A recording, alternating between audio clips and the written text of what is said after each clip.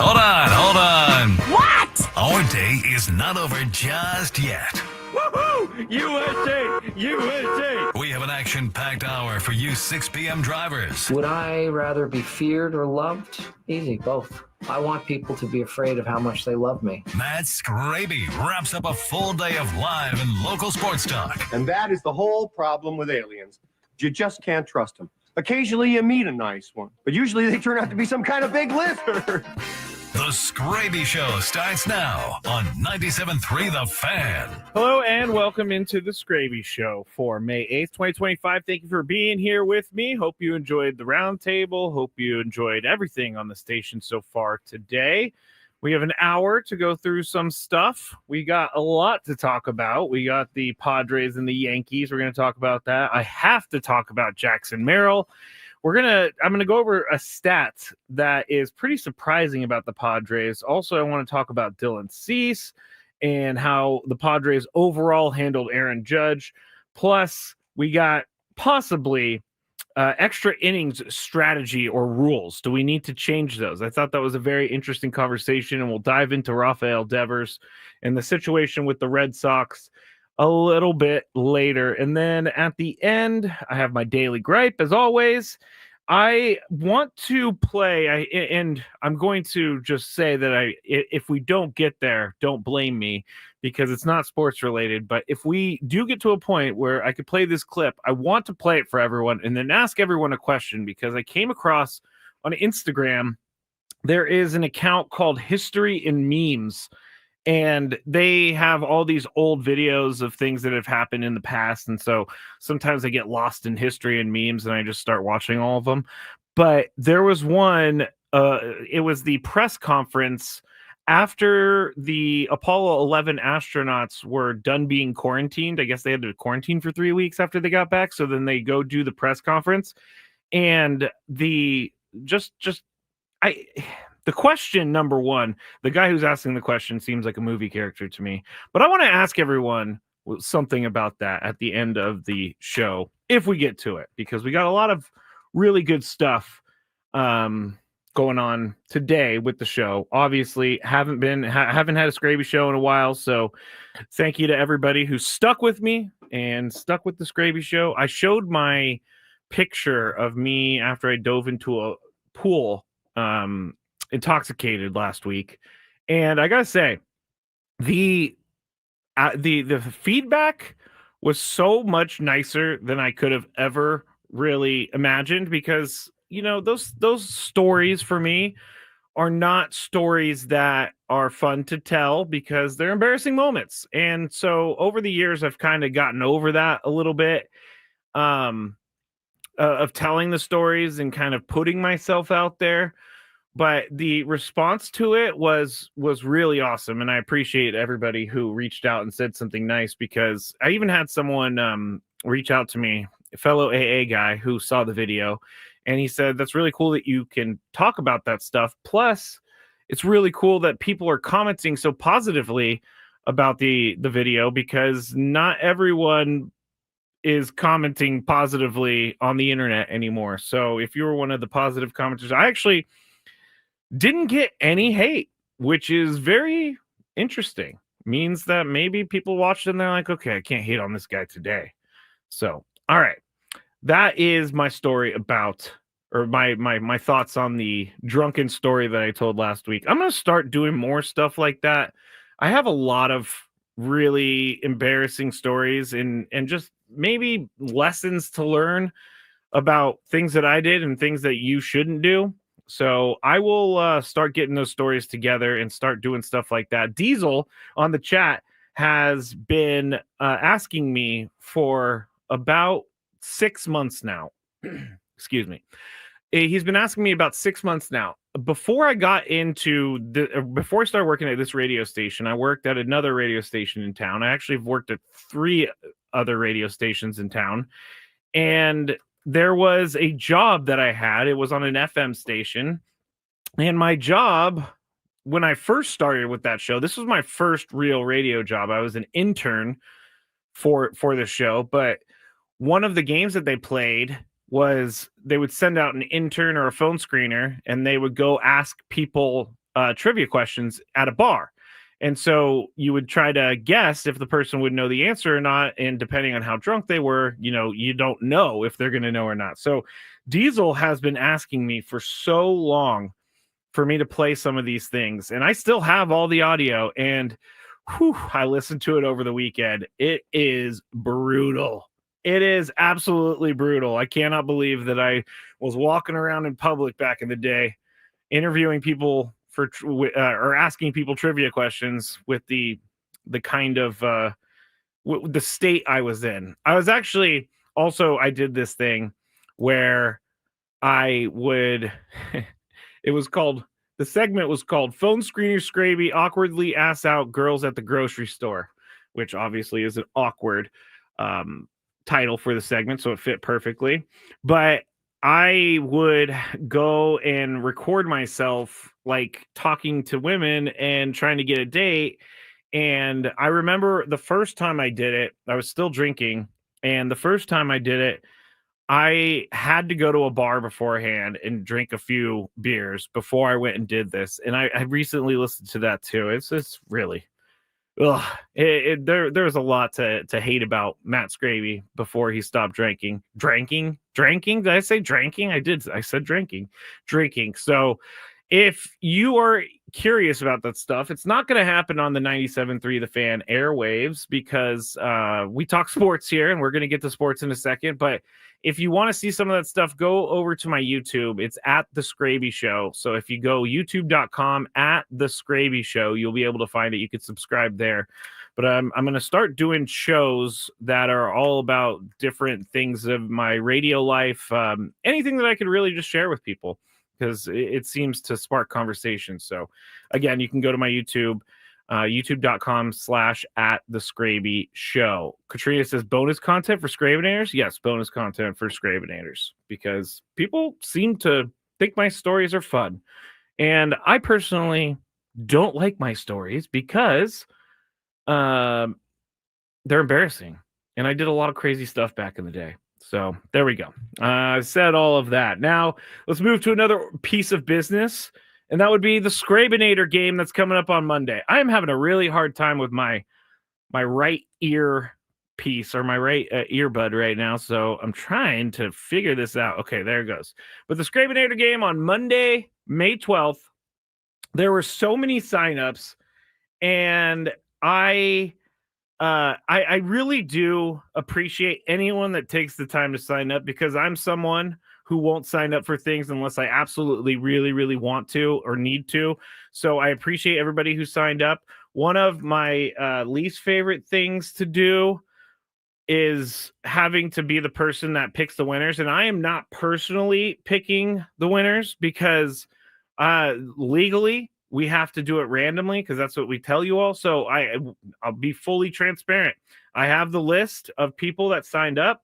Each person has a number next to their name. And so I went online, I found a random number generator and put 1 through, I think 400 or 450 or it doesn't even matter. 1 through, we'll just say 400. 1 through 400, and I would randomly pick a number there. And that is how I pick it. And I have to do it that way. Now, if I don't get replies from people that they want to go, I'm going to start opening things back up on Saturday. So if you signed up, you still have a chance, and I will contact you if you're next up on the list. But I'm just not, I'm not sure how many people are going to bail out of this thing. But I've had, maybe 8 responses so far. I just sent it out yesterday, but it's always nerve-wracking for me because I don't like leaving people out. I wish I could take everyone, honestly. But thank you for signing up for the Scrabanator game. I was talking to the boss man earlier, not Adam. Well, Adam was there, but I was talking to the big boss, Michael, and I was saying thank you so much for the suite, and he basically put it on the Scrabanator. He said they demanded it, so you keep making them happy. You guys can keep using the suite. And people pay attention around here. People 100% pay attention around here. And I really like it when the Scrabanators are shown in the spotlight. All right. With all that out of the way, here's a stat I came across this morning. And it's from Codify. And it said OPS top 4 spots in the batting order, so 1 through 4. And you would think possibly the Padres would not be in the top 7 of this, top 10 of this, because of all the injuries that have happened. They lost Jackson Merrill for a month. They lost Jake Cronenworth for a month. They even lost Brandon Lockridge. So with all the moving pieces that were going on with the Padres, I expected them to be around 10 or so. And when I looked at where they were at, I was incredibly impressed by what the Padres have done at the top of their order. The top 4 spots in the batting order, OPS around baseball. Number 1, just going to say it, the Dodgers. Right now, Ohtani, Mookie, and Freddie Freeman are insanely good. So they're top 3, not even their top 4. Their top 3 are taking care of business in regards to OPS. Then you have the Mets at 892. By the way, the Dodgers OPS is 980. You got the Mets at 892. You got the Yankees at 891. And then the Padres are 4th in all of baseball with an 839 OPS. And when I had someone ask me the other day, what's an OPS? And that's a good question. OPS is on base plus slugging. So you get your on base percentage and you add it to your slugging percentage, and that's your OPS. And if you're a very, very, very good player, you have like a 900 to over a 1,000 OPS, maybe even 850. If you're an average player, you're in the 700s. If you're not very good, you're below 700. So the Padres as a whole in the top 4 spots in their batting order, 839. And I don't know exactly how many times Xander Bogaerts has hit in the top 4, so he's a part of that. Gavin Sheets, even though he didn't hit well, he's a part of that. But the Padres are hitting when they need to hit. And last night's loss was more of a bummer because the game was over. I was having a really good time watching that game. Thought that game was one of the better games entertainment-wise that we've seen. And I also I don't necessarily like Yankee Stadium, but it does seem like at Yankee Stadium there's a type of playoff atmosphere, and the fans are right on top of you, and all players love playing in that type of environment. That's what they want to do. Jeremiah Estrada seems to thrive on pitching in big moments and pitching in big stadiums. By the way, we're going to have him on the show tomorrow for our Friday. Not sure of a time yet, but we are on from 2 to 4:40.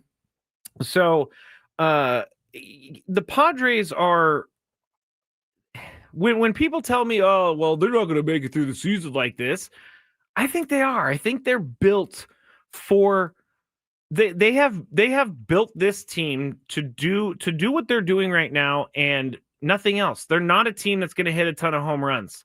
We know that.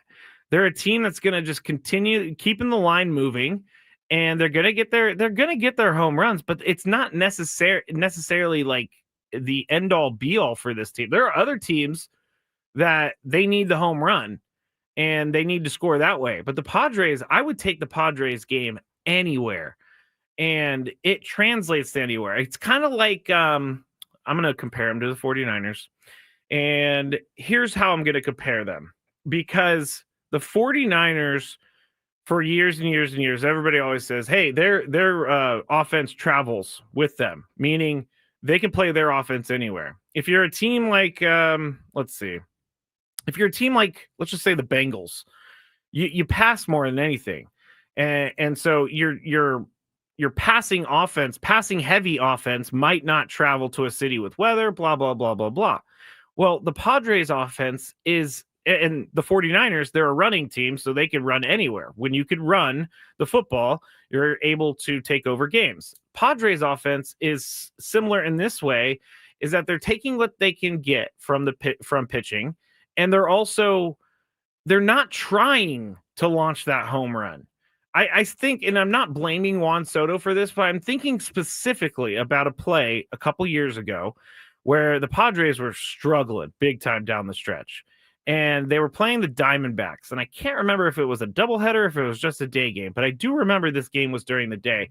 And there were guys on base for the Padres. They were right in striking distance to win the game. Juan Soto was up, and Juan Soto, he hit one to the fence. I mean, it looked like it was going to go, but it didn't go. And I'm not saying that Juan Soto is a bad player because of that. What I'm saying is, like, this Padres team this year is finding a way to drive those runners in without the home run, which I think is their identity. Manny is very good at hitting the gaps. And when Fernando can hit the gap, then he's double or triple. I mean, you've already seen him take second against the Pirates on Saturday night, which honestly, he does so many incredible things. I kind of forgot about him doing that on Saturday night, but things like that with the Padres, I love seeing. I love seeing them taking the base hit instead of trying for the fences. And I know this has been a complaint for people for a while, but this identity that they have is infectious in this clubhouse. I mean, the reason Luis Ariz works on this team, because everybody's always trying to trade Luis Ariz. Maybe not everybody, but a lot of people are always trying to trade Luis Ariz. He's been on 3 teams so far in his career: Twins, Marlins, Padres. But the reason that he works in this situation, in the Padres situation, is because that's kind of the game that they play. They're not playing. He's not a slap hitter. I was about to say slap hitter, but he's not a slap hitter. He's driving the ball to the spot. Let me start this over. I'm getting too quick in my head. He's driving the ball to the spot that is open instead of just trying to swing out of his shoes. And the rest of the team rallies around him and they do the same thing. So this is the identity. You get a guy who hits one in the gap. Say Manny hits one in the gap, or Fernando hits one in the gap. There you go. He's on second. Then you got Luis Ariz. He singles. Fernando is on third. Ariz is on second. Then you got Manny. Manny hits one in the gap. Then you have Ariz on third. You have Manny on second. And Fernando scores. And then you have Jackson Merrill, who hits a home run, which would be a 3-run home run in this instance. So they're getting guys on base, and then they could go. And Jackson Merrill's not trying to hit for the fences, but they are taking what is given to them. And that's where I'm not as frustrated with this team as I have been in the past. Like, I don't know about everybody else. I don't know about anybody else. But when I see them come up in a situation where they have runners in scoring position, I don't feel like I used to. Because a couple years ago, it felt like this team could not drive in a runner in scoring position to save their lives. But now, I know that their approach and their identity is going to make for a possibility for them to drive some runs in. And they're not going to do it every time. But if they're going to just continue to be the same team with the same approach, as long as it's working, I don't see why you go away from that. I don't see why you don't really I don't see why you would change things that are working. So I really appreciate the culture that Mike Schilt has put in to the Padres organization. And I'm not trying to knock any of those other managers that came here before Mike Schilt, but Mike Schilt clearly knows how to manage a team. And I'm not talking just baseball. I'm talking about personalities. I'm talking about everything, all encompassing. Mike Schilt knows how to get the best out of his players. Mike Schilt knows when he probably needs to go easy on a player. Mike Schilt knows when he needs to go hard on a player. And then Fernando, after the game on Monday night, after they came back and won after the ejection, said, "This is why we love playing for Mike, because he always has our back. It does not matter what's going on in the field. He's going to be there for us." So Mike Schilt has complete control over this team, and the team is responding. So as long as the team is responding, as long as their approach is working, I want to see it happening more. I want to see it continue to happen until they need to make a couple adjustments. So the identity is my main theme here for the first segment. The identity is huge for the Padres, and they haven't had an identity until maybe even the second half of last year. And so it makes sense that it would take that long. But once they found who they were and they're sticking to it, you always play to your strengths. You don't try to fix weaknesses. You go for your strength. I mean, you do try to fix weaknesses, but if you're stronger in something else, go with that. And that's what they're doing. And I went way past my time. So when we get back, I want to talk about Jackson Merrill. I also want to talk about I want to talk about Dylan Cease and what he did with Aaron Judge last night, because Aaron Judge came into the series with the Padres, the best hitter on the planet by far. and he leaves the series with the Padres as a guy who went 1 for 10. So we'll talk about that when we get back on the Skraby Show on 97.3 The Fan. Jack here. My latest country hit drops now. With that Nashville hot sweet heat on my crispy 100% all-white meat popcorn chicken combos starting at $5.99. Put that on repeat. Get so much more. Plus tax, limited time only. Price and participation may vary. Welcome to Jack in the Box. Hey, what's up, guys? It's Brayden Soprano. The NBA playoffs are here, and while they're scoring buckets, you could be scoring cash on Underdog. Underdog is one of the leading sports apps you can play right now in your state. Millions of fans have already won billions on Underdog. So what are you waiting for? Playing is super simple. Just download the app, pick whether a player goes higher or lower on stats like points, assists, rebounds, and more. Once your picks feel good, you can play for as little as $1, and if you get them all right, you can win up to 1,000 times your money. This week, looking at playoff hoops, I'm looking for a player to go higher on three-pointers and other players to go lower on rebounds. It's easy, fun, adds so much more juice to the game. Download the Underdog app and sign up with promo code Braden to unlock a special offer up to $1,000 in bonus cash when you make your first deposit. That's promo code Braden. Must be 18 years or older, 19 years old in Alabama and Nebraska, 19 years or older in Colorado for some games, 21 and older in Massachusetts and Arizona, and present in the state where Underdog Fantasy operates. Terms apply. Concern with your play? Call 1-800-GAMBLER or visit ncpgambling.org. In Arizona, call 1-800-NEXT-STEP or text NEXT-STEP to 53342. In New York, call 1-877-8-HOPE-NY or text HOPE-NY. Something new is happening at Cox. Now the price of your Cox internet and mobile plan won't go up for 3 years, and Wi-Fi equipment is included. So no frustrating price changes, just a lot more of what you want, like a pizza with extra pineapple. Yikes. Okay, let's stick with something everyone wants. No price changes on your plan, guaranteed. Learn more at cox.com/value. Must have at least 500 megabits per second speeds and Cox Unlimited mobile taxes and fees excluded from price guarantee. Mobile data speeds reduced after 20 gigs usage per month. The following is attorney advertising. If you or someone in your family was hurt in an accident, don't let big corporations take advantage. At Singleton Schreiber, we fight for what's fair, and we make them pay. Call Singleton Schreiber today, and we'll make them pay. Call 877-600-6000. That's 877-600-6000. Accidents are hard enough. The last thing you need is some corporation trying to shortchange you. At Singleton Schreiber, we go toe-to-toe with the corporate giants because you deserve better. Medical bills, lost wages, pain, and stress. We know what you're up against, and we fight for every dollar you're owed, every expense, every hardship, every moment of pain. We fight to get what you deserve. Don't wait. The clock is ticking. Call 877-600-6000. That's 877-600-6000. Your fight starts with one call. Call Singleton Schreiber today, and we'll make them pay. Gerald Singleton is responsible for this attorney advertising. 591 Camino de la Reina, Suite 1025, San Diego, California, 92108. San Diego, before you cruise out this Memorial Day, stop by Valvoline Instant Oil Change. No appointment needed. Just 15 minutes and you're road trip ready. Valvoline Instant Oil Change. Experts you can trust. Visit SoCalOilChange.com for coupons. Some people just know they could save hundreds on car insurance by checking Allstate first. Like, you know, to check you have your phone first, before the cab pulls away. Hey, thanks, man. No, wait, my phone, come back. It's my boarding pass, credit cards, phone numbers, my life, come back. Check it.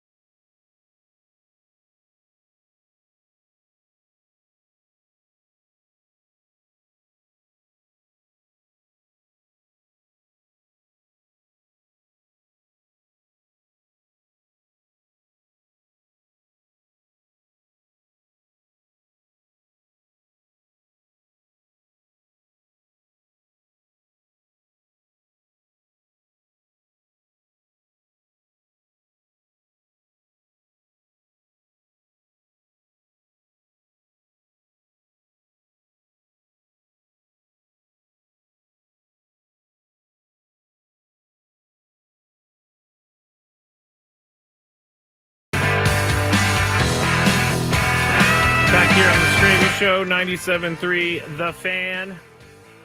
Reds and Braves are locked up 2-2 right now in Atlanta. It's the bottom of the 8th inning. I don't know why, but I've always liked the Reds. I'm not sure why, because they've pretty much been terrible my entire life, but I don't know. There's something about the Reds that I like, but they're playing the Braves right now, 2-2 in the bottom of the 8th inning. Now, we went to break talking about Aaron Judge, talking about Dylan Cease and how he handled him. And so I was honestly, I was baseball scared. I wasn't actually scared, but I was baseball scared of Aaron Judge before the Padres started playing the series, because Aaron Judge coming into the game was he was the best hitter on the planet, and then some. He came into playing the Padres with a 423 batting average. And that is something after maybe 35 games that you don't really see. I remember when Cody Bellinger did it, his MVP year with the Dodgers, he was hitting 400 for a good long while as well. But hitting 400 is so difficult to do. But he entered this series 423 was his batting average. His OPS was 1.287. So he's just crushing the ball. He's on base all the time. He is a machine. I don't understand how a guy like Aaron Judge can leave Fresno State, which is where he went to college or play college baseball. I don't understand why he's not like the best prospect of all time. What I'm trying to say is I don't understand how you go from being kind of an unknown all the way to a superstar as quickly and as convincingly as Aaron Judge. But back to the Padres dealing with him. On Monday, he went 0 for 3. He didn't have a walk, so his average goes down to 414. On Tuesday, he did hit that home run, but that was his only hit of the series. He went 1 for 3 in that game with the home run against Michael King, and he was hitting 412 after that. Then he went 0 for 4 last night, and this is the most impressive thing to me, is that Dylan Cease held him in check to the point where he struck him out 3 times. So now Aaron Judge is hitting an even 400 right now, and I can't tell you how impressive it is to me that this Padres pitching staff was able to contain, outside of that one crazy inning, they were able to contain the Yankees. And the Yankees have a good lineup with a lot of good hitters in it, and they were able to do a really good job. So the Padres are the only team this year that has held Aaron Judge hitless in at least 2 games in a series this season. So young season and everything, but they still are the only team that had him go hitless in 2 of the 3 games. And Dylan Cease struck him out 3 times. They held him to 1 for 10 with a homer. And I honestly, if we were going to go away from Dylan Cease, like, first off, I'm really, really happy that he's okay. I threw my arms in the air last night when I was sitting at a stoplight. I was listening to Jesse and Tony, and everything's going fine with Dylan Cease. He's throwing one of the games of his Padres career, and he has a no-hitter through 7 or through 6. And then Cody Bellinger hits that home run, and it changes everything. And then Dylan Cease exits the game, which sounds like a forearm cramp, which is very, very good to hear, because Dylan Cease, it would be very Padres if something were to happen to someone on the team, knock on wood. But I'm very happy that he's okay. But I threw my hands in the air and I was like, really? What is going on? You get a guy back in Jackson Merrill. You're going to get a guy back, Jake Cronenworth. Like, why do they keep adding guys and then subtracting big players as well? And I know this happens to every team throughout baseball, but it just seems like it's so much worse when it happens to the Padres and to my team. But not only that for Aaron Judge. Here's the last thing on Aaron Judge. Aaron Judge had a 32-game on-base streak end yesterday, and he Yeah, 32 game on base streak, and he also had a 14 game hitting streak coming into the series, which ended on Monday. He's never actually reached a 15th game in his hitting streak, but Aaron Judge was just doing Aaron Judge things times 10, and the Padres were able to corral him. I love it. I love it. There's something in Dylan Cease's pitch to Cody Bellinger. I just think he put a good swing on it. It wasn't a bad pitch. It wasn't in the zone. Cody Bellinger just got to it, and you got to tip your cap, as they say, to the hitter on that one.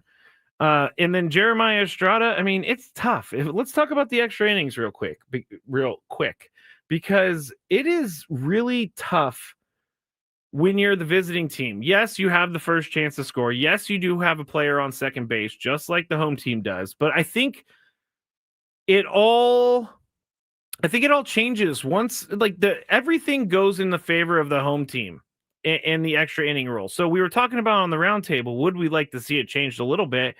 And I would think, I don't want these games to go forever and ever and ever either, because I don't think that's good I don't think it's good for baseball to have players going 18 innings and clubs just ruining their pitching staff for the next week or two. I'm not a fan of that, but I would like to say that I think maybe you do the 10th inning without a ghost runner so that you could really allow a team to end it in a real way, instead of having the ghost runner score from second in the bottom of the 10th. Maybe just the 10th inning, just have them without the ghost runner. And then 11th inning and on, you can have the ghost runner.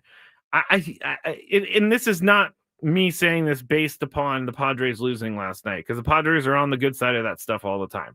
I'm just thinking that once a visiting team doesn't score, the formula to win for the home team it exponentially increases, because you move your ghost runner to third through a sacrifice bunt or something like that. And so now you got a guy right on third with only one out, and you got two outs to work with. All you need to do is elevate something. And that's what happened last night. They elevated the backup catcher. Can't remember his name right now.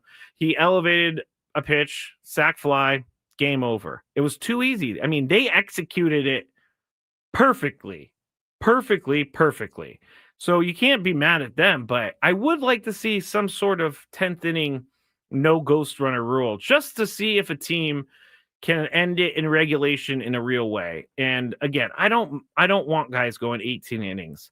So that's why you bring out the ghost runner for the 11th and the 12th, or even just Trevor saying the 12th. Like, I really want to see the no ghost runner. It's not going to happen, but it does kind of end the game in an unsatisfying, unfulfilling way for the team that loses, which is basically every game. But I think we all thought last night, I mean, you got the bases loaded in the 10th. You got your big hitters coming up. I have no problem with Mike Schilt not trying to sacrifice anyone, but you would think that one of those three guys would come through. Fernando, Manny, and Xander. The three of them did not come through, and that's going to happen. And one thing that I keep saying in my head is that baseball is a game of failure, and even if you're successful 30% of the time, you're one of the best hitters in baseball history for like a career. So 70% of the time you're going to fail. I know I think this has been said on the station a couple times today, but it's been stuck with me. So I think you put them in that situation again, you put them bases loaded, have those three guys go up again. And I think you definitely have a run driven in, because all three of those guys to strike out in two separate instances, it's not going to happen. I don't think it's going to happen, especially with those three. Now, if it was to be, if it was down further in the lineup, the 7, 8, 9 hitters, then maybe I could see them striking out, and maybe there needed to be some manipulation by Mike Schilt. But this was not that. And if you do it two separate instances, I think you get you score a run on one of those instances. Last night, it didn't happen. Jeremy said, it's not fair when you're a visiting team. The home team has the better luck in extra innings. I really I agree with that. I don't like the it's not fair, even though I say that. I don't like the it's not fair because every home team has the same thing. So when the Padres come home, they have an extra inning game. It's going to be in their favor. But the visiting team definitely is at a disadvantage. Trevor says Braden came up with a point system, 2 for a win, 1 for a tie in the ninth. No. I am not for a point system in baseball. We need wins and losses. No point system. I'm already having trouble figuring out the SDFC point system. I do not want a point system because then we're just, do wins matter? Do losses matter? Now we got ninth inning points. Now we got extra inning points. It's not a bad idea, but I don't think baseball needs a point system. I am not a fan of the point system. And this is not a shot at Braden. I'm just not a fan of the point system. Baseball is wins and losses. To me, at least. There's no ties in baseball. There's no points in baseball. So there's my little rant about that. When we get back, man, I am just going through everything so slow. I'm not getting to anything. When we get back, we're going to talk about... do I want to talk about... Yeah, let's talk a little bit about the Raphael Devers situation because it's a big news story here around baseball. It's also a huge news story in Boston. So we'll briefly talk about that when we get back on the Skraby Show on 97.3 The Fan.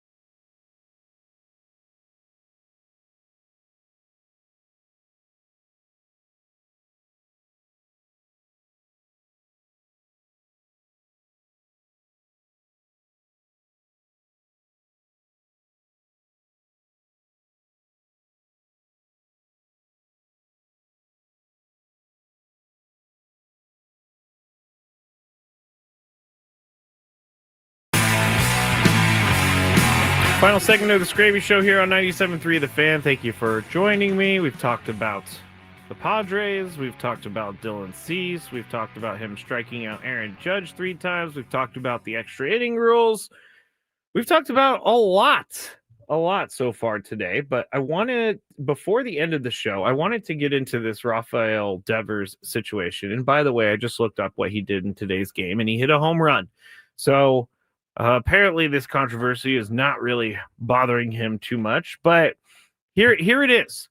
So at the beginning of the year, when the Red Sox signed Alex Bregman in free agency, they basically said, we are signing him to be our third baseman. And Rafael Devers is the third baseman. So he was kind of upset about that. And they said he wanted to DH only. And they wanted to put Alex Bregman at third, which he is the better defender.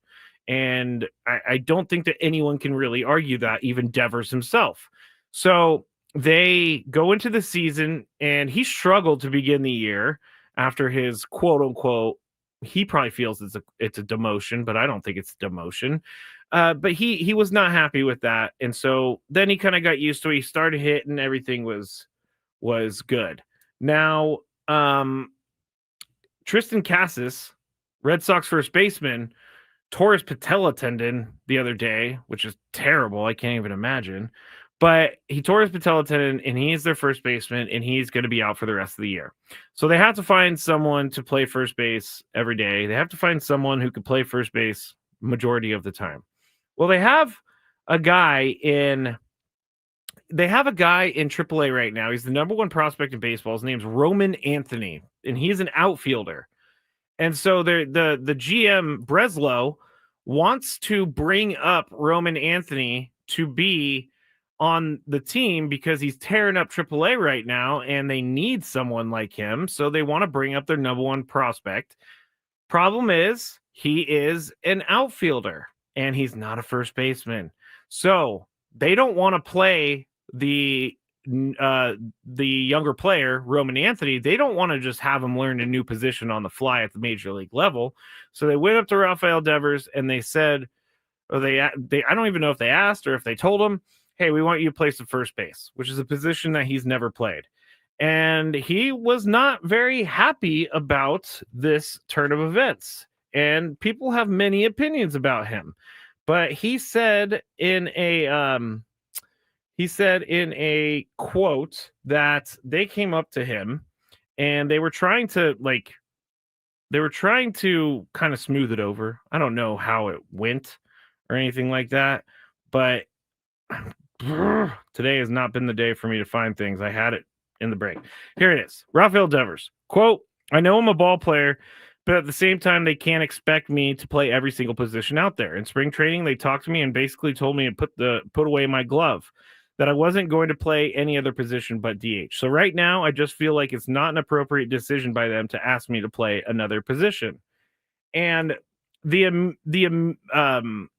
immediate reaction to Rafael Devers saying this is, oh, he's a bad teammate. He's terrible. Oh, man, he's all about himself. But in the short time that I've been thinking about this, I don't know that he's being a bad teammate. I think, he's standing up for himself. What did they say about, what did Xander Bogaerts say about first base? The closer you get to the dugout is the closer that you are going to be retiring. And Rafael Devers probably does not want to go to first base, look like an idiot, and then, I don't know, struggle at the plate. I don't blame Rafael Devers for not wanting to do this. I don't think it's as easy as going up to him and saying, hey, we need you to learn a completely new position during the season, and you're not going to really have any help. You're going to have to learn on the fly. I don't blame Rafael Devers for saying no to this. Now, does part of me think he should say yes because that's a team thing? Yeah, part of me does think that. If they came to me here at the radio station and they say we had a news talk station and they said, we need to go move you to news talk, I wouldn't say no, but at the same time, I'd be like, news talk is not my thing. I've never been a host of a news talk show. I've produced a news talk show, but I've never been a host of a news talk show. But then they come back and say, but we really need you. You need to be in there. Okay, I will go and take this on. Baseball, radio, two different things. But Rafael Devers, he was told before the season, don't worry about defense. And his defense is not great to begin with. So I don't even know why they're thinking about putting Rafael Devers at first, other than necessity, which is what they're doing this for. But I don't see him as a bad teammate because of this. Elisa just asked what his contract situation is with the Red Sox, and I am going to go and find that really quick because he does make a lot of money.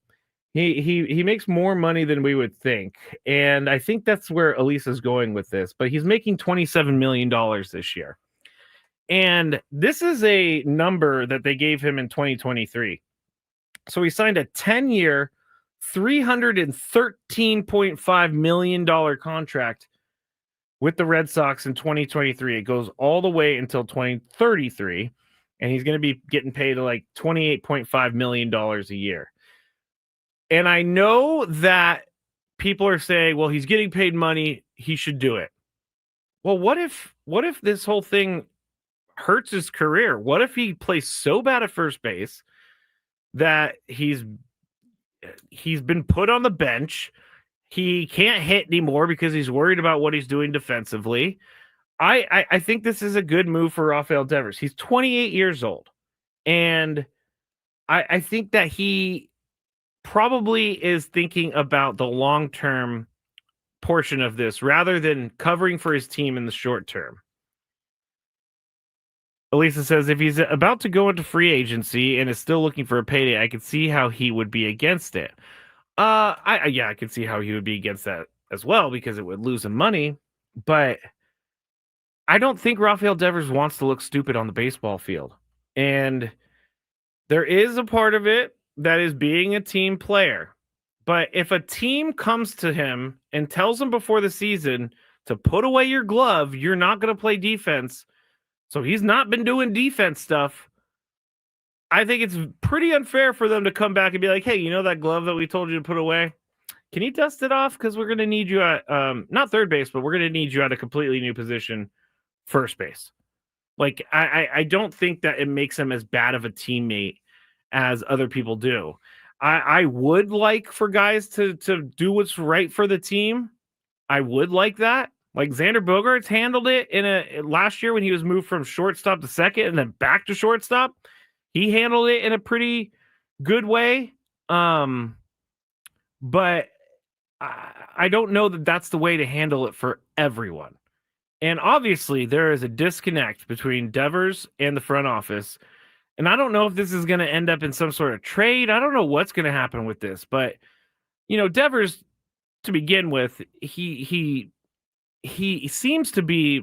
It's not like when I saw the media quotes and videos and stuff. He does it in Spanish, so it's not like he's acting mean or mad or anything like that. So I think we have to take that into account too, because it's hard to put context into me reading a quote. But I really don't think he's as bad as everybody's making him out to be. I don't.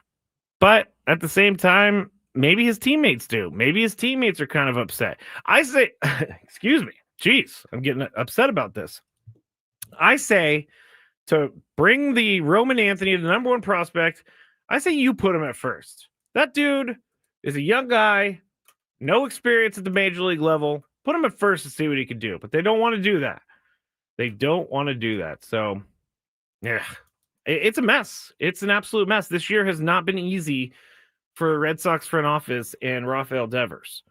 But their signing of Alex Bregman was pretty darn good, I have to say. He's been awesome. All right, real quick. I already talked about the Scrabanator game, but I just want to thank Spiros one more time because they don't have to feed the Scrabanators at the game. And they are so good to us. They came to us with the idea. We kind of floated it, but they took it and ran with it. And I appreciate everybody who is behind the scenes making this work. So please, if you're wanting some Mediterranean food, try Spiros, La Jolla, and Coronado, also at Petco Park. But really know that these people that run Spiros, they really do care about San Diego, and they really do care about Padres fans. They wouldn't do this unless they really did want to be a part of the community, and that's exactly what they're doing. So I appreciate the Padres for making this happen. I appreciate Sharon for making this happen, April for making this happen, and Spiros for making this happen. It's when they first told me that they wanted to do this again, I was over the moon happy, because it was one of those things where I was like so grateful that I didn't even have words, which is strange for me, which is very strange for me, because I usually always have words, but they are stepping up and they're feeding the Scrabanators. So please, if you're feeling like some Mediterranean food, go on out and get some Spiros. I eat too much pita bread every time I go. What's annoying Skraby today? Let's find out. It's time for the Daily Gripe. All right, I had so much more to talk about. Like, I really wanted to do the astronauts talking about the moon, but I think I'm going to have to save that for another time, because we just don't have the time. But here is where I something is not working on this thing. Hold on. The computer didn't do what it was supposed to do. There we go. I don't get the Met Gala. Anybody else not get the Met Gala? I was looking through some of the pictures last night and this morning, and I get that it's one of those things where you wear really crazy clothes to, and it's something that everybody thinks is very cool. I don't get it. I'm not really sure why anybody would really go, other than the parties and being in New York and getting to dress up and do a whole big thing. But I don't get it. I saw, is it Jaden Smith, Will Smith's son? He was wearing like a wire around his face. It was just really strange. I don't understand how that is fashion. I don't understand how it's fashion. Now, I'm not the most fashionable guy in the world. That is for sure. But I know that a wire around my face wouldn't be a good look for me. All right, that's it for me. Have a good night, everyone. Talk to you tomorrow. Sun's out, Petco Park is rocking, and the Padres are ready to make some noise. I've got all the takes, all the analysis, and, of course, all the vibes. Join me, Braden Suprenant, every weekday from 10 to 2 on San Diego's #1 sports station, 97.3 The Fan. Let's take another role player tonight in the NBA. I'm Sammy Peep, here to help you beat the books with the BetMGM network. Steph Curry out for Golden State. The public looking at Jimmy Butler props, but I like a player that will go good or bad, blowout or not. That's Gary Payton. Let's play over his point prop, 7.5. I'm Sammy P from the BetMGM network. Bet smarter and beat the books. Download the BetMGM app today, and please gamble responsibly. You ever try fixing your car and realize you're missing that one part? Yeah, been there. That's why eBay's my go-to. They've got millions of parts, guaranteed to fit. I'm talking brake pads for when yours have seen one too many miles of stop and go. Oil filters, because you don't mess around with your engine care. Even got this cold air intake on my watch list. I might just go for it. To keep the ride cool and your DIY streak high. Find all the parts you need at prices you'll love. Guaranteed to fit every time. eBay. Things. People. Love. Eligible items only. Exclusions apply. This Military Appreciation Month, Verizon thought of a lot of different ways we could show our appreciation, like rolling out the red carpet or giving you your own personal marching band. But we decided on special military offers instead. This month only, we're giving military and veteran families a $200 Verizon gift card on us when you purchase a new smartphone on my plan, because we're proud to serve you. Visit your local Verizon store to learn more. $200 Verizon gift card requires smartphone purchase $799.99 or more with new line on eligible plan. Gift card sent within 8 weeks after receipt of claim. Additional terms apply. Navy Federal Credit Union celebrates Military Appreciation Month in May. Whether you're active duty, a veteran, or a military family, we are all united.